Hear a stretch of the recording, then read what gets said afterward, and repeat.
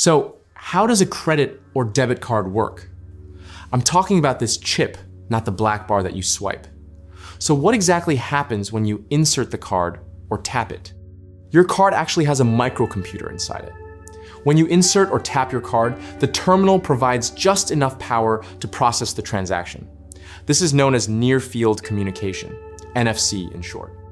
This way of payment is known as EMV. This payment can be divided into two steps: authentication and payment. At the very beginning of your payment, your card transfers the card number and the expiry date alongside some essential data. This is needed to identify the bank, the card type, and your account.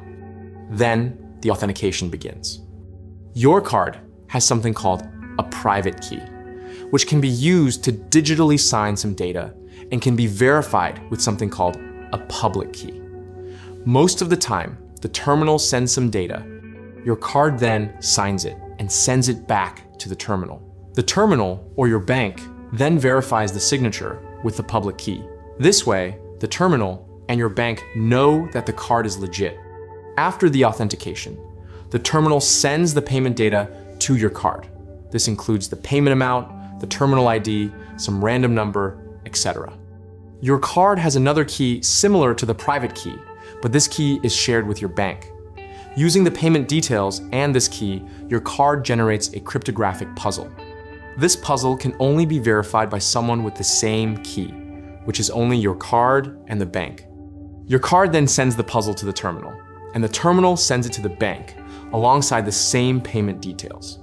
The bank then uses the same key and the same payment details to generate the puzzle by itself. If both puzzles match, the bank then confirms the payment. The authentication part is to verify whether your card is legit or not, and the payment part is to verify the payment itself.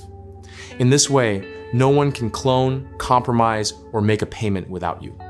However, even you can't make a payment if you don't have any money.